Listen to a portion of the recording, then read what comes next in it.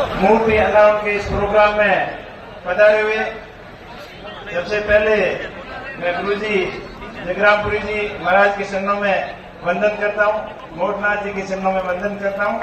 आदरणीय समस्त संतगण, आज के समारोह के मुख्य अतिथि केंद्रीय कृषि मंत्री कैलाश जी चौधरी साहब, आदरणीय हेमाराम जी, हरीश जी, कर्नल सोनाराम जी और सम्मानित मंच और मेरे सामने विराजमान संपूर्ण बाड़मेर जिले से पधारे हुए मेरे पिता दिव्य बुजुर्गों, युवा साथियों एवं मातृशक्ति, आप बड़ी संख्या में पधार कर इस प्रोग्राम को सफल बनाया, इसके लिए आप सभी का बहुत बहुत आभार, बहुत बहुत धन्यवाद।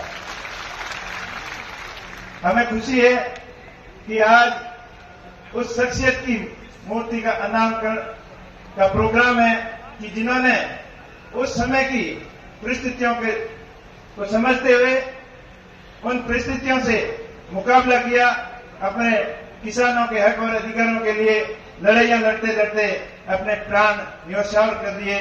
ऐसे महान पुरुषों पर हमें फक्र है, गर्व है और सम्मान उनका करना हम सबका कर्तव्य बनता है। आज इस प्रोग्राम के अंदर जिन जिन भामाशाहों ने अपनी गाड़ी कमाई का सहयोग इस संस्था को आगे बढ़ाने के लिए आर्थिक रूप से सहयोग किया, उन सभी का बहुत बहुत आभार, बहुत बहुत धन्यवाद। इस तरीके की जागृति समाज को आगे बढ़ाती है। हमारे पूर्वज आदरणीय स्वर्गीय रामदास जी के सपनों का बाड़मेर अब साकार होने जा रहा है, ऐसा प्रतीत हो रहा है। उनकी ये दूरगामी सोच थी कि हम पढ़ेंगे लिखेंगे नहीं तो हमारा समाज आगे नहीं बढ़ पाएगा, हमारा क्षेत्र आगे नहीं बढ़ पाएगा, ये उनकी दूरगामी सोच थी। उन्हीं सोच के तहत किसान बोर्डिंग हाउस, चाहे किसान कन्या छात्रावास, वीरेंद्र धाम और अब हलाल हॉस्टल, ये सारे शैक्षणिक संस्थान शिक्षा को बढ़ावा देने के लिए दिन और रात मेहनत करते हैं और जरूरतमंद बच्चों को पढ़ाई के अंदर बहुत सहायक सिद्ध हुए हैं। तभी अपना बाड़मेर क्षेत्र, बाड़मेर जिला शिक्षा के क्षेत्र में आगे बढ़ा है। एक ऐसा जमाना था जब बाड़मेर के लिए आने के लिए लोग पनिशमेंट समझते थे कि आपने नौकरी सही नहीं की और नेताओं की हाजिरी और अफसरों की हाजिरी सही ढंग से उनके आदेशों का पालन नहीं किया तो आपको बाड़मेर भेज देंगे, ये डर बताया जा रहा था। लेकिन आज ये समय है कि हर कोई बाड़मेर आना अपनी इच्छा से चाहता है और सिफारिश से यहाँ आना चाहता है। ये तभी संभव हुआ जब शिक्षा के क्षेत्र में हमने प्रगति की।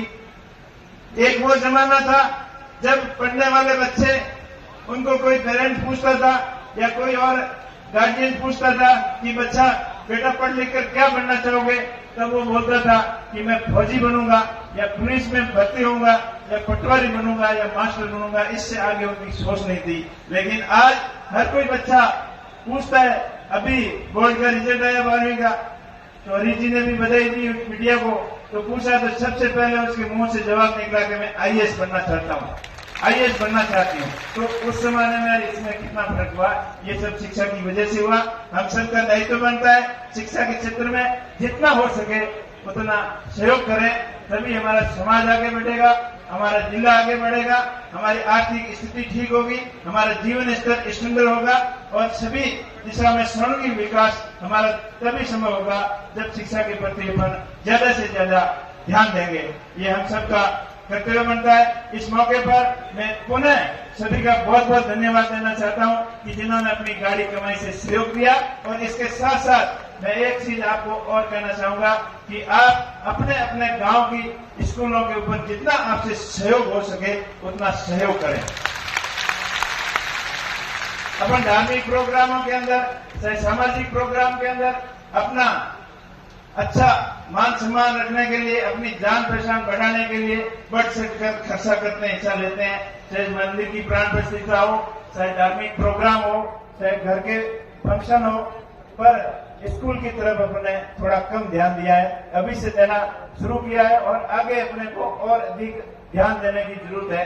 अगर गांव के लोग अपने गांव की स्कूल को अपना मंदिर समझकर, अपनी प्रतिष्ठान समझकर, अपना स्वाभिमान समझकर उसका सर्वांगीण विकास के बारे में सोचें, तब मेरे ख्याल से कोई कमी नहीं रहेगी कि सब मिलकर स्कूल के प्रति सहयोग करें तो अपने गांव की स्कूल को मॉडल स्कूल बना सकते हैं, उसमें डिजिटल एजुकेशन, स्मार्ट एजुकेशन के सिस्टम लगा सकते हैं। उसी श्रृंखला के तहत मैंने आज अपने इधर बच्चों के लिए, मैं यहाँ आता था तो बच्चे कहते थे कि हमारे भी यहाँ हॉस्टल के अंदर एक स्मार्ट आप बोर्ड सिस्टम लगाओ, तो उसकी भी शुरुआत मैंने आज यहाँ से की है। और इसी मौके पर आप सबसे मैं हाथ जोड़कर विनती करूंगा कि आप अपनी अपनी गांव के अंदर सबसे बड़ी स्कूल के अंदर कम से कम एक एक स्मार्ट डिजिटल बोर्ड लगाने का प्रणय यहाँ से लेकर जाएं।